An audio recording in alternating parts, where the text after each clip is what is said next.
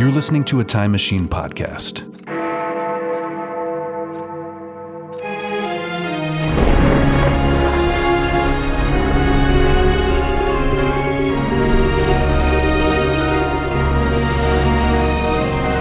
Old Movie Time Machine. An adventure through time and or space.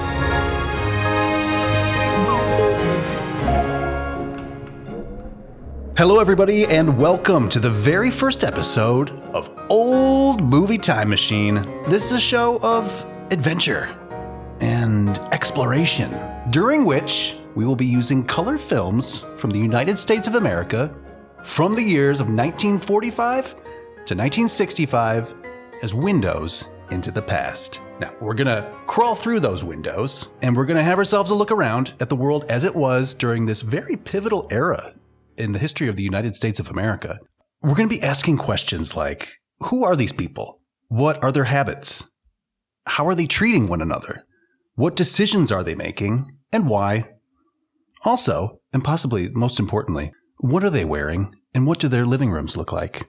I'm your host, Justin Zeppa, a genuine American, joining us on our excursion into the so-called boom years of the United States is an international panel of experts on being humans in the early 21st century.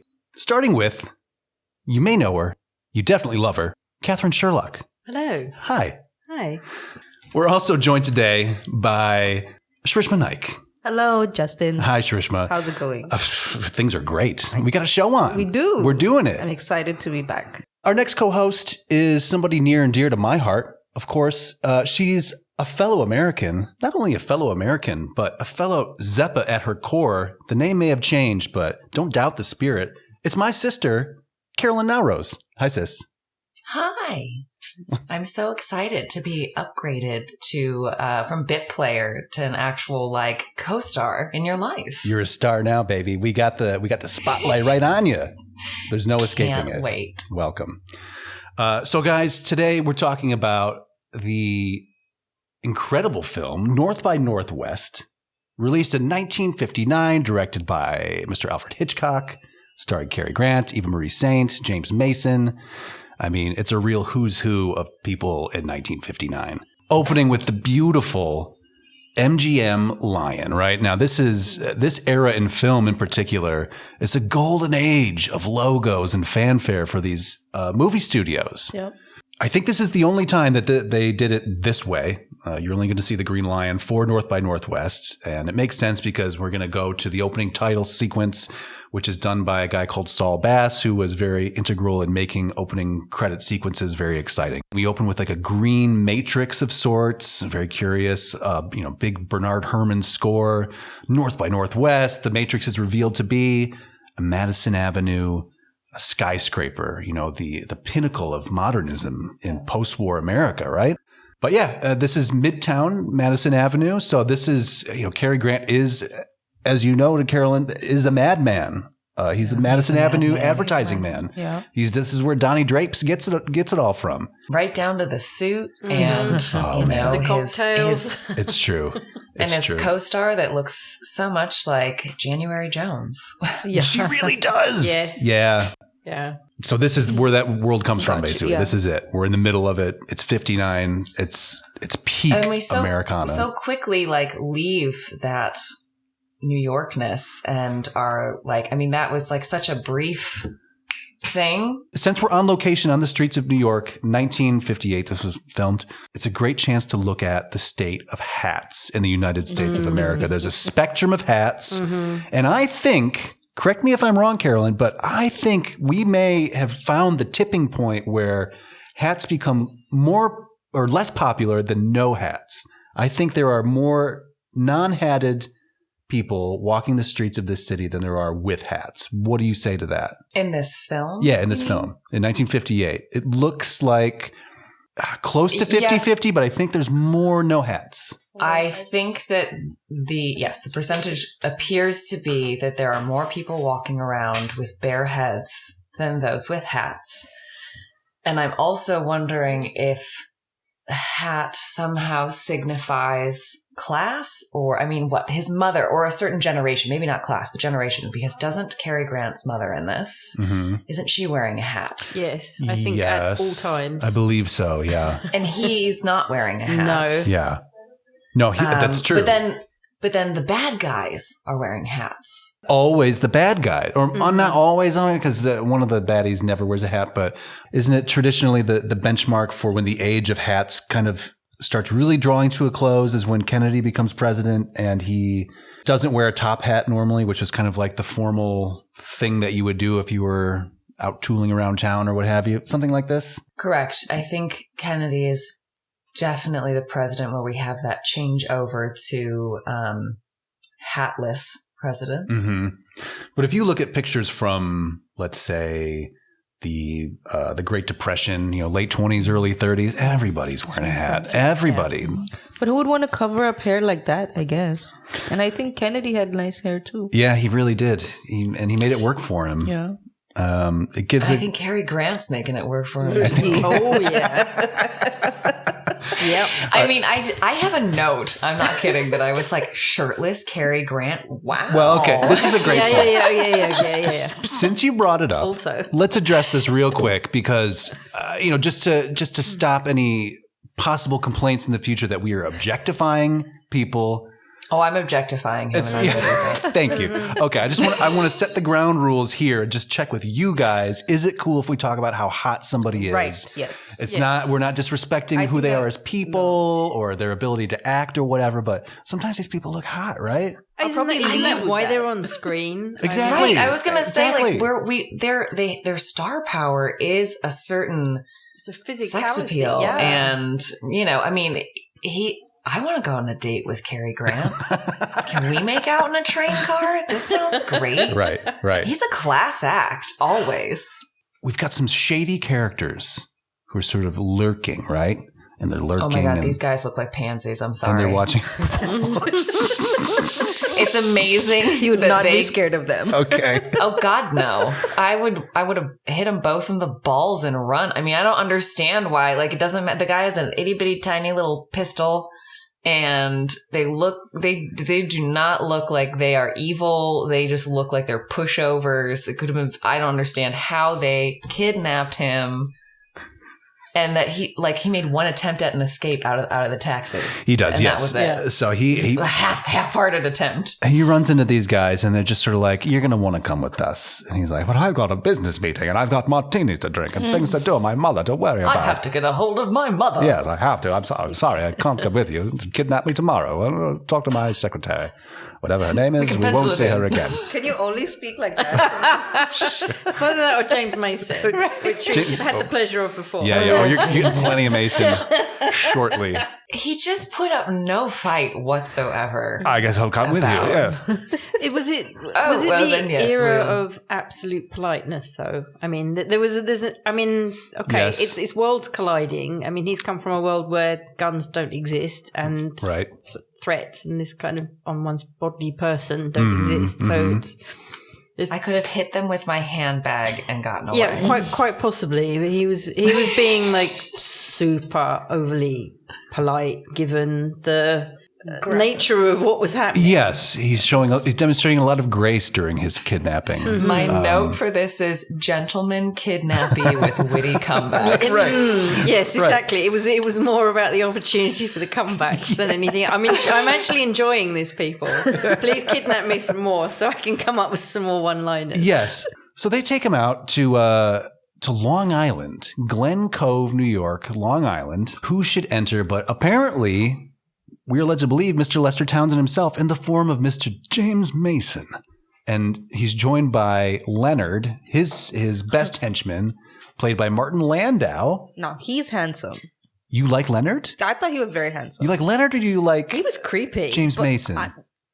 Maybe we should play. Maybe I'll clarify which one. He had big blue eyes. I was like, next whoa. slide, please. I don't know. Oh, this is a different guy. Not this one. No. See... So James Mason is, he's the guy, he's Mr. Lester Townsend. He's the one who's like, you're so convincing at what you're doing. One thing, what star performance you've really given. Was he Captain Nemo? And Yes, he was. He was Captain Nemo. Yes. Absolutely.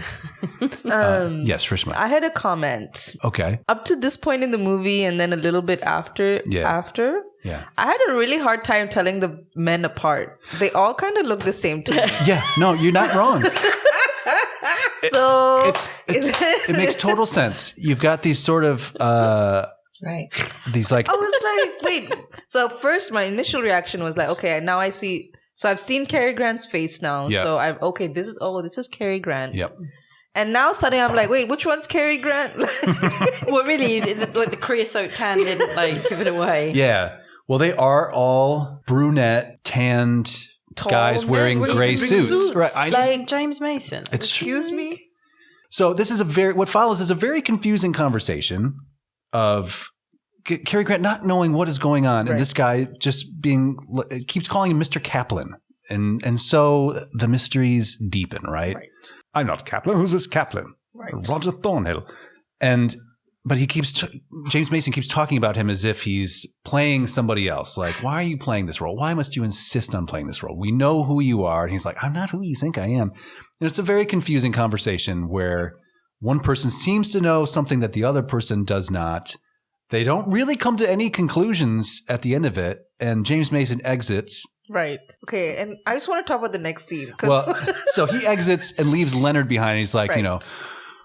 Get Mr. Kaplan a drink, right? Yeah. And then enters the other two henchmen. Let's talk about this guy here. I want to talk about this man. And how is he holding that cigarette? It's the cigarette, Catherine. You're absolutely. What is this? Right. This is side smoking, is what I'm calling it. And this is an age where people could smoke any way they want. Everybody was smoking, and you could do it however you wanted, right? So this guy has gone for a grip that is, I would say, suboptimal. I think to. Is that how it goes? Not stable. He brings it up. He's using three fingers. He's doing like a tripod grip, and then he's sort of twisting his wrist around and doing it like this. Uncomfortable way to Yeah, it's not convenient. Right. And you wonder why I don't find them threatening. Right. Yeah, exactly. Yeah. This is very. It's very. Smack that cigarette out of his hands so quickly. And I get, there are different, I get it. There are different styles. Sometimes, we're very familiar with the between, right? The sort of low knuckles between index and middle finger. I think Bogart used to do a sort of grip like this, where he would sort of hide the cigarette with the palm of his hand and do a sort of thumb and index finger type of thing. This guy, though, the side smoking, this is, I don't know. Who's this is helping? Is this meant to be threatening in some way? Because I will look how I smoke. I will f you up. Is it that? I don't know. Do you? I mean, did you do this research? What does your style of smoking? Well, I did 15 years of pack-a-day smoking research, and what I discovered was doing it like this is awkward. Okay. But what does it tell you about the person? Well, exactly. It's awkward, but I'm doing it anyway. I mean, what can we learn about this guy? He's still wearing a suit. He's got not even just a suit, but he's got the tie as well. He's wearing the presidential folded. It kind of makes me wonder, did Hitchcock tell him to smoke that way? Because it's very clearly in the shot. I feel or like did they not even think about it? Is it an underworld kind of? Is it kind of like a? Ooh, well, there is something I would say, and I'm biased as an American, but there's something exotic to this manner of. There's something that would be Italian, kind of like continental, right? Like sort of like old world sort of smoking, mobster, something like that, right? So maybe it is signaling. Bad guidance. I mean, as if the kidnapping wasn't enough, but in case you needed to really land that plane. And the look fact at how he's that smoking. they're being very serious. No one's smiling here. Yeah. So they walk in. Martin Landau, Academy Award winner Martin Landau, the henchman Leonard, who you think he's very tall and narrow, kind of ghoulish looking. Okay, fine. Hey, to each their own. I mean, I don't know. He was. Anyway, I like the eyes. He had very bright blue eyes. Well, this isn't him. That's not him. Yeah, okay. Hair. Yes, right. And big eyebrows. Right. That's the guy. Okay, so you're into Martin Landau. I think so. Interesting. Okay. Why don't we go to a picture? If I can find him, okay, we'll see. So they take him. force him to drink alcohol? Yeah, they sit him down. Yeah. Okay. And they pour a bottle of bourbon into him. And then they let him drive?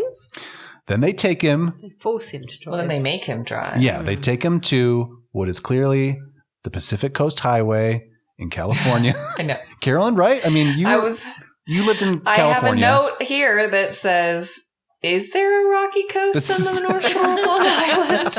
I don't think so. Artistic license. I mean, this is clearly the coast of California. This is not anywhere on Long Island. Absolutely not. No. So they take him.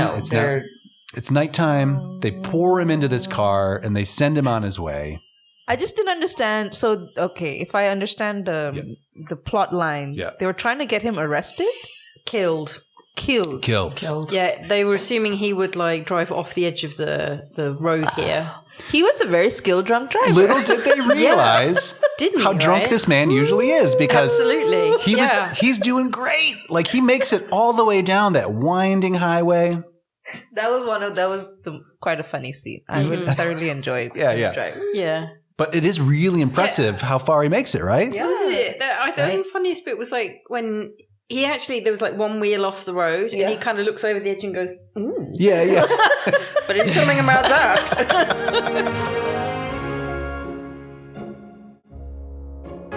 We find out is that Lester Townsend is actually in the United Nations. At the United Nations.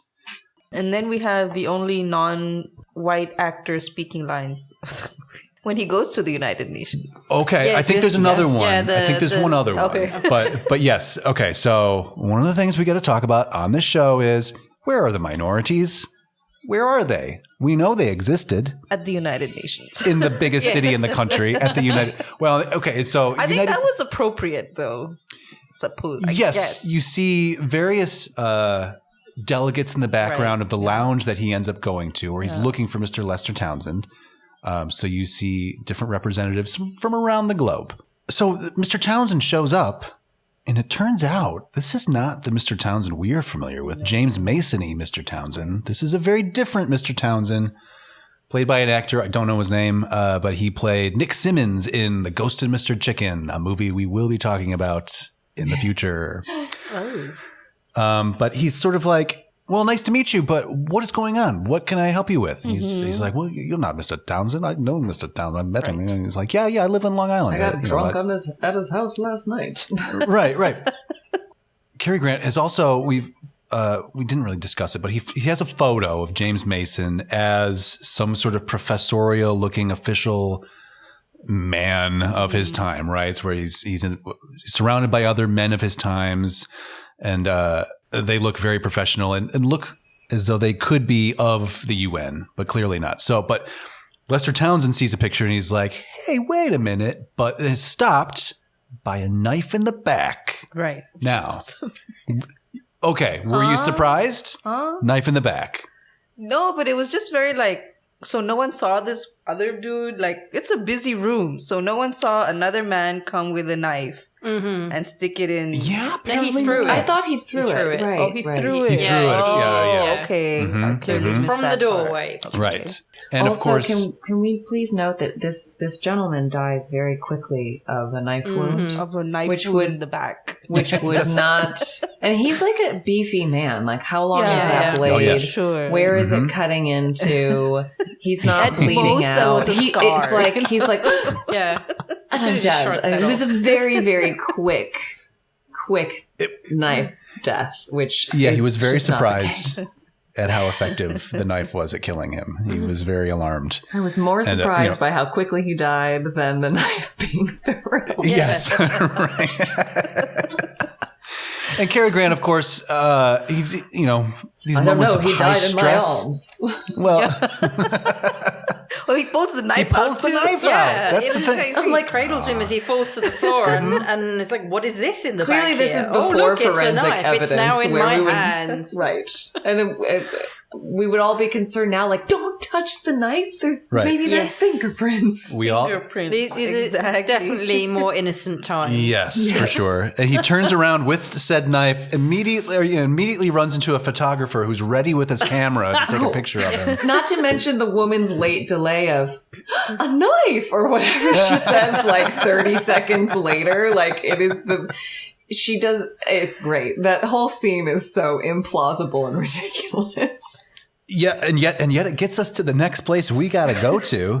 So he runs away. He leaves the UN. We get this beautiful shot. We now understand to be total fakery. It's this is another matte picture of the UN courtyard area, but it's just a beautiful bit of modernism. Absolutely. And design. I mean, it's just a piece of art I would like to have on the wall. This picture of it. I mean, you see the details of these little windows open and everything. Very nice. So from this point, we then go to Washington, D.C. And this is where we find ourselves in the office of what's known as intelligence agency. We don't know which one, but it's just an intelligence agency. And the intelligence agency, they sort of explain what is happening to the audience. This is a scene I always forget about. I was totally surprised that it's like, oh, they just tell you exactly what's happening. Mm-hmm. Because there are so many other things flying at you throughout the rest of it that it just gets cast to the wayside. And this is the scene why I feel so. I think it takes away the complete suspense of the movie because they tell us what's going on.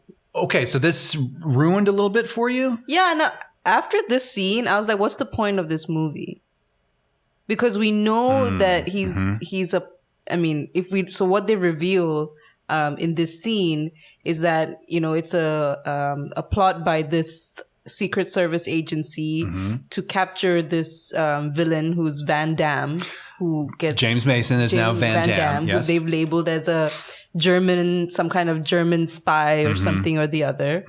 And they've made up this entity who's George Kaplan. And now this guy has been mistaken for him in real life. Yes. And they don't care, which is another thing we should talk about. The response of the entire room is sort of like, let him die. Yeah, exactly. Too bad. But we protect our person on the ground. But there's no longer any suspense. Like if this is being pitched as a suspense thriller. Oh, I think there is. I think it becomes sexual. I think you might be right. A different kind of horny suspense. Exactly. I think it was just various types of being dangled. Well, that's true. Yeah. They're like, forget about the espionage. Something's coming up. Oh, yeah. It's going to really get your attention, people. So, anyway, that's... Okay, well, that's interesting. So you carried this with you for the rest of the movie. Okay. Yeah, because at this point, I knew that it was a fake character. So up to this point, we're like, who's George Kaplan? What is he doing? How is he related? Is Cary Grant a spy in some way? Like, where's this... And here they just lay it all out for us. Yeah, but they lay it all out for the audience, but the players don't know. They still don't know. True. So this is just one type of storytelling device where we know something the characters do not. Right. And that's interesting. I don't know. This scene has always, and I've seen this movie countless times, always just gone right through me. Okay. And I see it and I take it for what it is as it's happening, but I almost immediately forget about it every time. Because I'm always trying, this is a film with a lot of locations, a lot of plot twists and points and characters and mysteries. It's a lot to keep track of. I also wanted to just talk about this room that the intelligence agency. I knew that was coming. Yeah. Listen, this is the spy gear that you need to have in your spy office room. You need to have a map of the world. Right. You need to have what appears to be like Christopher Columbus. No, it's a colonial era man in bronze. I don't think it's not a Washington. I wouldn't say. Could be. I'm thinking Thomas Jefferson maybe, but it's like why? So maybe it's a Sam Adams or something like that. Some kind of colonial Revolutionary War era figure bronzed on this sideboard with some volumes. One of these books is open. Presumably somebody found a great quote that you need to remember when you're doing your spying. I'm also seeing over here what looks to be the corner of a marble ashtray, which brings me to this next, what will become a recurring favorite bit on our program, Old Movie Time Machine. It's a little part of the program I like to call How Many Ashtrays? How many ashtrays do you think are in this room? 7. I was going to say 6. Okay. Shrishma? 7. 7 ashtrays? Okay. At least 2 for every people. Let's leave this corner ambiguous. That's a great ratio. That's the ratio of the times. So in this one room, we have, anytime there's a flat surface in the 50s or 60s, put an ashtray on there. So we've got at least one here, and we've got one on the table at the end here. We've also got this nice built-in bookcase with all kinds of, dossiers and leather-bound volumes. Very nice. So we got 2. We get this beautiful overhead. So there we go. So there we go. 1, 2, 3, 4. And then if we include the one that's over here, allegedly, which seems to match this corner here, we're talking no less than 5 ashtrays. 5 ashtrays. Also a nice little television over in the corner here. Always looming. So from there, we go to beautiful Grand Central Station. And again, this seems to be shot on location. We have the old school 48-star flag here. So this is pre-Alaska, pre-Hawaii joining the Union. Cary Grant is nothing if not suave and debonair. So he slips away and just hops onto the train anyway. Boy, those were the days of transportation where you didn't have to show ID and walk through metal detectors and things like that. You could just hop on the 20th Century Limited, which is what this beautiful train is called. And it's there that he meets Eve Kendall, played by Eva Marie Saint. Looking so hot right here, right? Yeah, I mean, she looks amazing. Can we just take a moment to appreciate the hair? Yeah. Tell me about the hair, Catherine. Well, okay. It's just fictional. I mean, it's how is it so thick and beautiful and glossy and absolute perfection Perfectly in every sculpted. single scene? You know what? I actually felt shamed because I don't do anything with my hair. I wash it and leave it. It kind of is vaguely wavy. And that's it. Today, after watching this film, I blow dried my hair. Really? I put actual mousse in my hair and I blow dried it, and I've not done that in years. She's an influencer across decades. And I was like, oh my God, is that what I'm supposed to do? Because I've kind of almost got the same sort of length happening. I could maybe kind of get something close to this. So, Shrishma, since you're new to the world of Alfred Hitchcock, you should be made aware that he is known for his blondes. Okay. So when we talk about, we talked about how these people are hot, right? And the danger of that is objectifying and making them into something that's not human, but just a thing of beauty or a thing. You're not a person, right? And this tends to be manifested in films through what is known in film critique is the gaze, right? Particularly the male gaze. So, hot lady walks down the stairs and the camera starts at her ankles and slowly, lasciviously makes its way up to her face. And so you are looking at things through the male character's point of view, you the audience. So you're forced into that point of view of objectifying the person.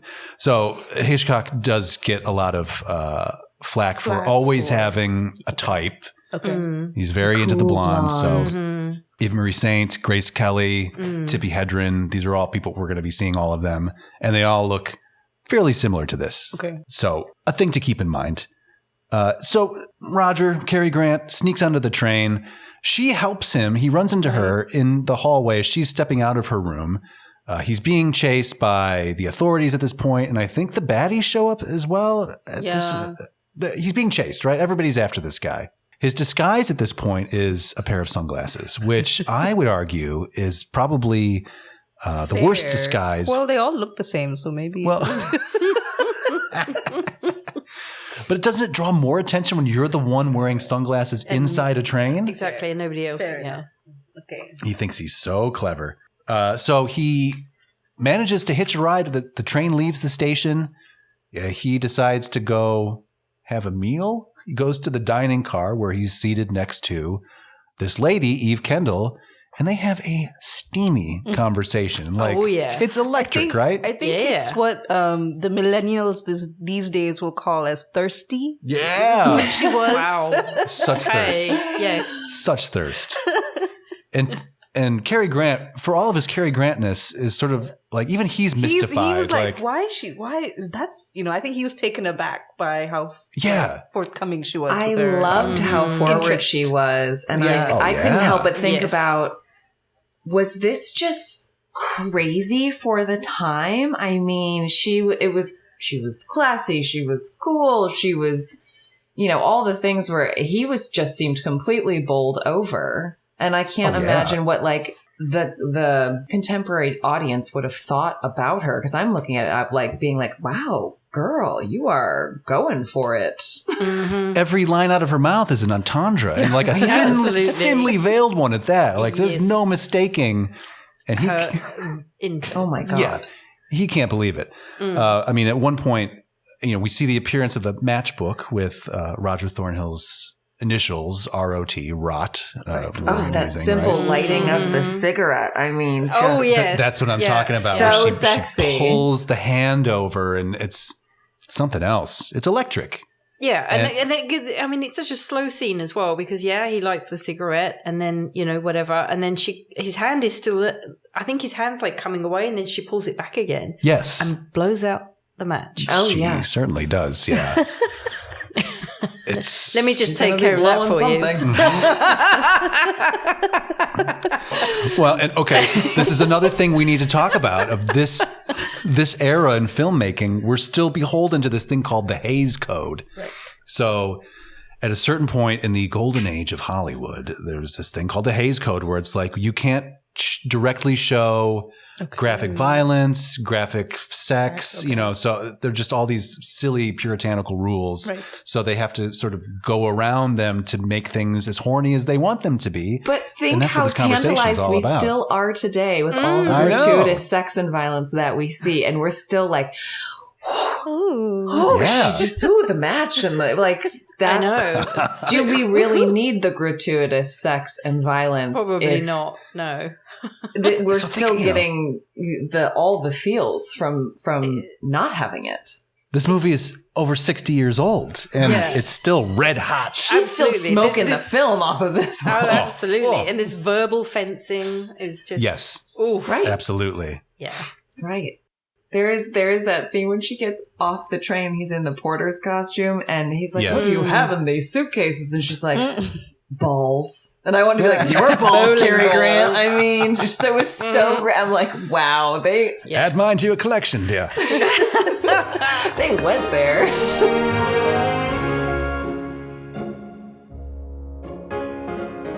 Hey listeners, sorry to interrupt this blazing episode that is unfolding before our very ears. I think it's going pretty well so far, but we've got to have a little ad break here. So real quick, wanted to let you guys know that if you want to support us, an independent podcast, the best way to do that is to get yourself some of our fantastic merchandise. Oh, the luxury, the exclusivity of it all.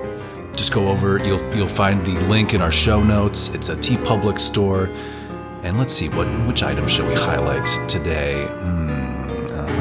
Yeah, why not go with the old classic, right? It's our cover art, representing the 4 pillars of everything that we do on this program. Number 1, the Geiger counter. Number 2, a 59 highball filled with neat scotch. Number 3, gotta have an ashtray, right? This is that type of program.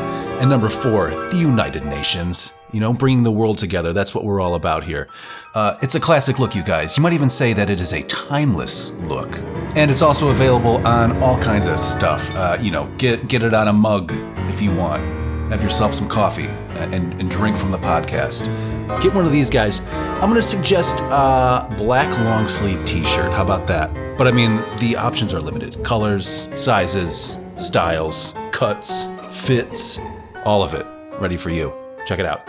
Thank you. Back to the program. All we know is that we're going to a dirt farm in Indiana. Yeah, so the grapes of wrath. I was watching this movie, and I think I might have taken, there might have been a nap somewhere. I closed my eyes for a little bit. So I remember this would be the time. It can happen. Right. Yeah. So I remember the scene in the train station, and I wake up and then I suddenly see that we're in a farm and he's being chased by a plane. Yeah, okay, okay. So I think I've missed a good half an hour of this movie. Like, what has happened that has transported him from here to here? No, it's just like, I know minutes. So I have to go back. I was like, wait a minute. So this was a moment like, what the fuck is happening here? Well, and as somebody who's been within an hour and a half of Chicago many times, I don't recognize this part of the landscape. I mean, like, this is 1920s Oklahoma. Okay, shit. yeah, it did not seem like, and because they had to put together where he was. Like, I thought he was moving from New York to somewhere, another city. So I didn't know where that somewhere was. Yeah. And I know that this is like an iconic scene, but I also felt like, and I was awake, feeling like this is a very odd juxtaposition, which is why that's why I made the Grapes of Wrath note, because it's like a very non-purposeful set piece just to get in crop dusting the airplane. A really random mode of death. Yeah.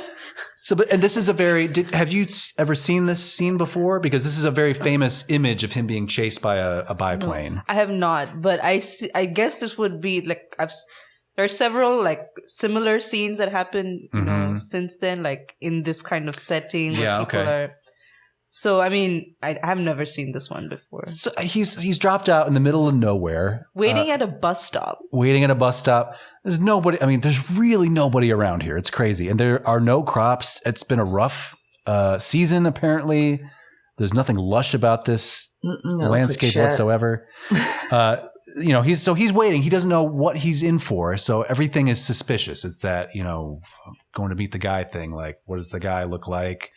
How is he showing up? How do I behave? How's he behave? He meets a guy who gets dropped off. He thinks maybe this is his guy. So he goes over and he's like, are you supposed to be talking to me? And the guy's like, no, I don't think so. That's crazy. That plane over there is dusting crops. Or there's no crops. Right. Crazy. Okay. Interesting. Intriguing. And he is then very famously chased by an airplane and shot at. And it's a great little action set piece. He is also are we supposed poisoned. to assume the people flying this plane are the goons, the pansy goons? Yes, I think there's a very good chance that that character you're referring to was flying the plane and smoking a cigarette like this. Yes, smoking sideways. I don't think it can be, because he makes an appearance later on. You're right. And whoever's flying this plane does not survive. Yes, this is exactly. There's the news. So the plane does this horrifying thing where it dumps an entire load of DDT onto Cary Grant. So, I mean, if we saw the sequel to this movie, he might have like a third arm growing out of his back or something like that. And he deals with it with great aplomb because part of the kind of literally just like just like, his lungs are coated in tar from the many billions of cigarettes, which has probably helped. Yes, I mean it's immunized him in some way. He's used to that. Yes. And then the plane does end up crashing into an oil tanker that shows up out of nowhere. Only blows up half the tanker, gives him enough. He gets hit by the tanker almost. It rolls over him. Because he's trying to get anybody to stop, which is hilarious because who's stopping? But there's a man in a dusty suit being shot at by a biplane. Honey, pull over. He wants to talk to us. So at this point, it's the bad guy, like these Van Damme's henchmen who are still trying to hunt him down. We're assuming so, yes. Because they still think he's the FBI George Kaplan. Yes. Okay. Or was it the so CIA? She is working with Van Damme. Right. And feeding him the line to set him up for his untimely death. Now, he survives. He steals a truck from... All of a sudden, everybody in town shows up to watch this tanker, blow up. There's been nobody around for minutes and minutes. Yes, I was also concerned about where did all these people just come from? Oh my gosh, look at that explosion. Hey, the tanker blew up. Let's go. Hop in. He steals a truck with a refrigerator in the back. It's fairly random. Does not show up again. And drives back to Chicago, where he then meets Eve at her hotel room. Right. And guys, I'm obsessed with this hotel room as well. I'm obsessed with her dress. Oh, but also, listen, let's talk about the suit real quick, since his standing around out at Prairie Stop just gives you a great chance to take a look at it.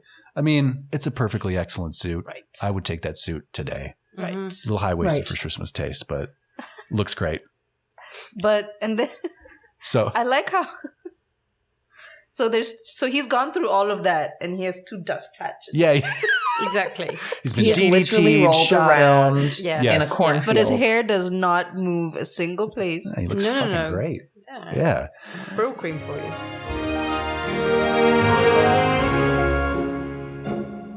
So for whatever reason, they got to go to South Dakota, and this is where Van Damme's house is. That is where. Do they know that he's leaving?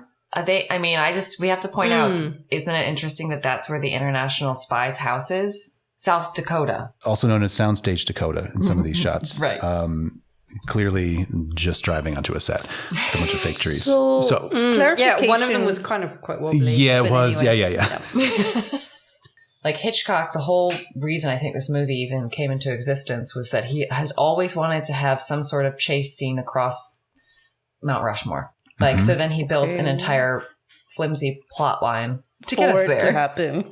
Yeah. To get us there. Great. It's a great way to do it. And that Mount Rushmore was, of course, the National Park Service was concerned about the damage that would cause.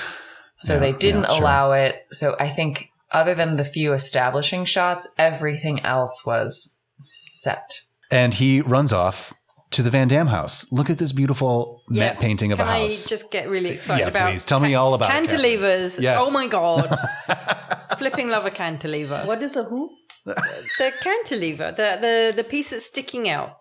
The engineering of this is, by the way, the piece in the back that supports this is the rule of thumb is that should be twice as long as the cantilever itself.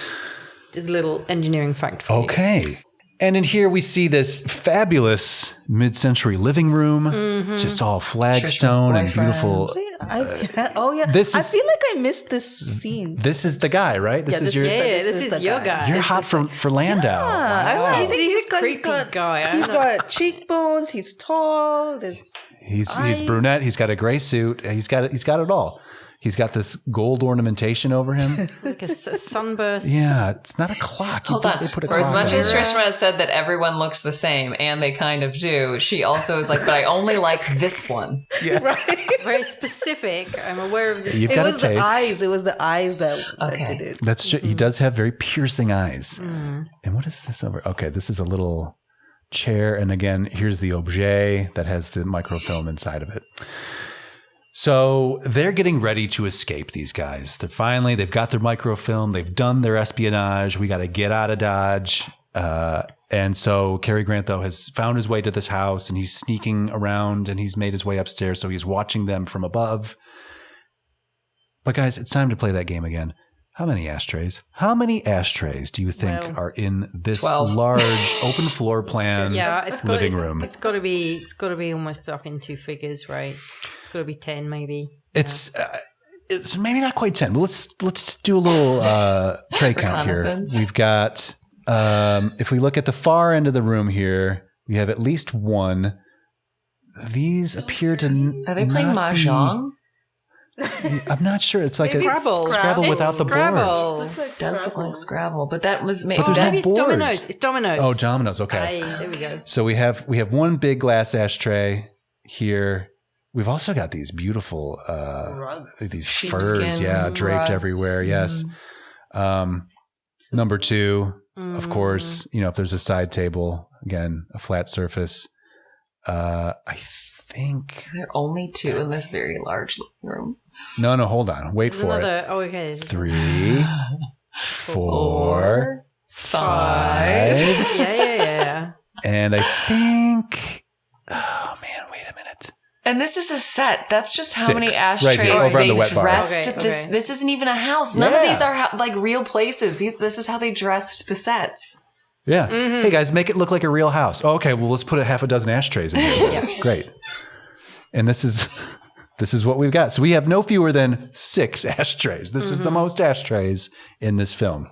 So at this point, Leonard and Van Damme are talking to each other at certain points, and Eve is coming and going, and eventually Cary Grant, while she is seated down in the living room, ready to be taken away by plane to whatever strange foreign land these people work for, he takes the matchbook that we saw earlier and he writes a little note inside that says, hey, I'm up in your room.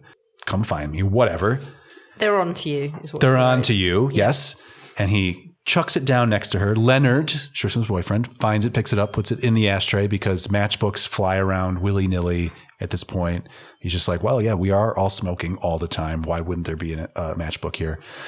She sees it, sees the rot initials on it, sees the message inside, goes up to him. He's like, darling, I gotta get you out of here. But you need to, pretend that you're going with them and I'll come find you and all this. So he lets her go. She plays the part of going out to the airplane. She gets real close to that airplane. He is about to make his way out when he gets caught by the housekeeper who is pointing a gun at him.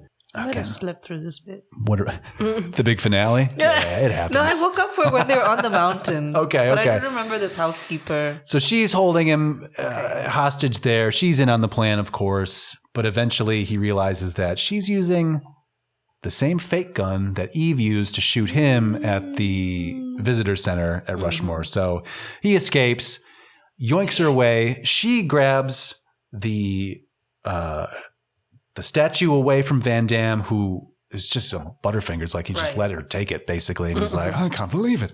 And they run off to the next big finale set piece, which is on Mount Rushmore, where it's just a series of slip and falls and awkward holding on to rock faces. And people fall. There's, guns are fired. People slip and then need to be held on by one hand. Yeah, so I don't that's why I feel like the end was very anticlimactic. Yeah. Okay. I have a note about the end there because if we're at that point. Yeah, why not? Yeah, okay. So obviously Eve is hanging off the rock.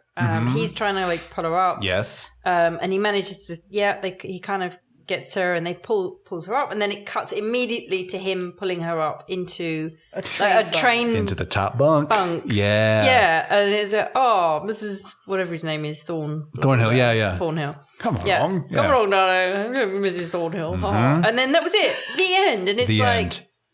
Oh. Yeah. Well, movies of this era, they do not hang around in the way that we're used to today. Just like the action ends, this movie is over. The end. Yeah, it's very abrupt. Which is why I feel there's no real suspense in this movie.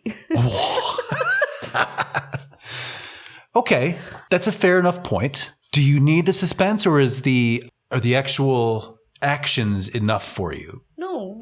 They're not. Okay, you would rather have... I'd just rather have found out at the end that there was... You were waiting for a big reveal. Right, but it was just kind of revealed and then let to play out. Yeah, it was almost like the whole microfilm business. Yes. That was so incidental. Right. It was just... There's nothing... the thing there's no smashed open, consequence it's just about... all right. So we've described what is known as the MacGuffin. Oh. This is the object that every character is focusing on getting, but is really incidental to the actual story that we're watching. So this is a very famous Hitchcockian trope, also notably used in The Maltese Falcon.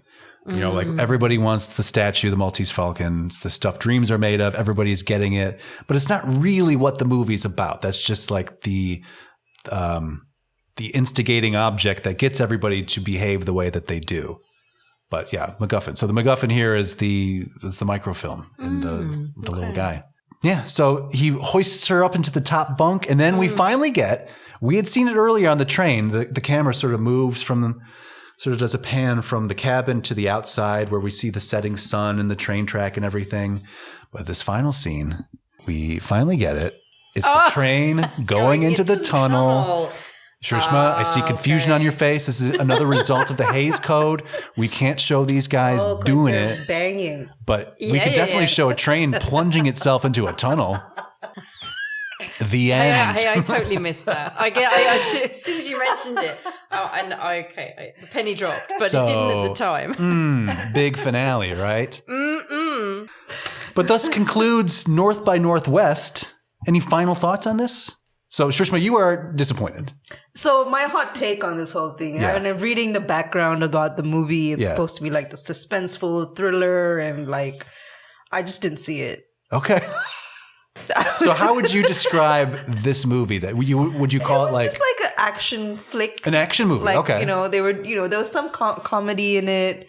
I think it's more like comedy action. Like, like you see like Iron Man playing around, like a lot of one-liners, a lot of big and, set pieces. Quirky, but I wouldn't say it's a suspenseful or a thriller. Okay, you weren't thrilled. No. Okay. I mean, I think the most thrilled I was watching that dust crop thingy fly into the. Okay. I think that was about it. Yes, that's a well-noted, well-regarded. I just, maybe like since 1959 to today, like probably storytelling has evolved and, it's gotten more elaborate. Yes. So maybe we're spoiled. And at that time, this was, As a film, is this worth somebody today watching? Like, could you recommend this film? I would not recommend this. Okay. Thumbs down on North by Northwest. Right, but I only just think it's because I don't connect with, the... Right, it's too far. We're too far away from... It's just a different pace and style of storytelling. Right. Fair enough. Exactly. Catherine? Yeah, I mean, I do class it as a thriller. I by today's standards, it's mild, for sure, on many fronts. But I think it's very much of its era, and I appreciate everything about it. I love the look. I love the one-liners. I love the humor. All of it's good for me. Yeah, it's all cinematic eye candy for me. Yeah, it's a keeper for you. 100%. All right, Carolyn. Not my favorite Hitchcock. Oh, okay. What would you prefer? Vertigo is probably my number one. Dial M for Murder, right? That's sure. His, right. That might be more suspenseful for Shrishma's tastes. Yes. So I will agree with Catherine in that, like, the whole look and feel of this film is great. I'm here for it. I love the one-liners. I love the sex appeal that's there. But I think from a modern viewpoint, it doesn't stand up in there's too many things that are flimsy about the plot. Mm-hmm. And that's really where I'm like, if I'm checking my phone to see how much longer it's not, then I'm not interesting. Invested. Okay. Yeah. And I definitely got to a point where I was like, how much longer do we have in this? Which is not how I feel about other Hitchcock films. So, Right. Yeah. Fair play. It's very representative of the time, of American bravado, style, all of that for sure. But yeah, just not my favorite Hitchcock. Okay. We've had a great time here talking North by Northwest, but we want you to join us tomorrow on Premiere Week because we're talking about a new film. We're not going anywhere in time, actually. Okay. We're going to go back to 1959. We're talking about something called Pillow Talk. Pillow Talk. Okay. Rock Hudson, Doris Day, 1959 at its weirdest. Real quick on Pillow Talk, here's the log line of what we're going to be watching. An interior decorator and a Playboy songwriter share a telephone party line and size each other up. What? Next time. A telephone party line. Yeah. We're going into the past. Oh, you don't know the party line system? What is that? I can't wait. Oh my God. We're going to talk about it tomorrow. Are you going to have research for us? Oh, absolutely. This? Okay, good. I'm talking party. I mean, I could talk party lines right now. They're so goofy, but we'll save it for tomorrow. Join us then. Thanks for listening right now, of course. But join us then tomorrow. I mean, we're going to be watching Pillow Talk. And so ends our first episode. Listener, thank you so much for joining. If you like what you just heard, wanted to let you know that there is way more of it. We talked about North by Northwest for approximately 2.5 hours. So if you would like to hear the rest of the conversation, you can join us over at our Patreon. We call it The Boom Room. You can find the link in the show notes. But you can, for $2 a month, you get the full unedited episodes that we put out here on Old Movie Time Machine. So right now is a great time for you to sign up. and donate your $2 to us to supporting independent podcasting, because it's premiere week, which means you're getting like a bonus 4 extra episodes because we're doing 5 this week. So you can go and listen to how it really is. Like, we're giving you some pretty good stuff here on the free feed, but if you want the good stuff, join us over at the Boom Room on Patreon. Again, the link is in the show notes. Check us out. Thank you. Okay, so tomorrow we're talking about Pillow Talk from 1959. Here's where you can rent or buy it. It looks like it's available on Apple TV, Amazon, Google Play, YouTube, Vudu, Microsoft, Redbox, DirecTV, AMC Theaters on Demand. All of these places will have Pillow Talk available for you so you can watch and get caught up and join us on the adventure tomorrow. Tell us what you think about these movies. You can write us at partyline@oldmovietimemachine.com, and we will probably get back to you and let you know. Thank you so much for listening. Please subscribe to the show so you get it delivered to you automatically every week. Also, we would appreciate your ratings. It helps us be found by others, and we can build a beautiful community together watching all this old shit. So until tomorrow, this has been Old Movie Time Machine.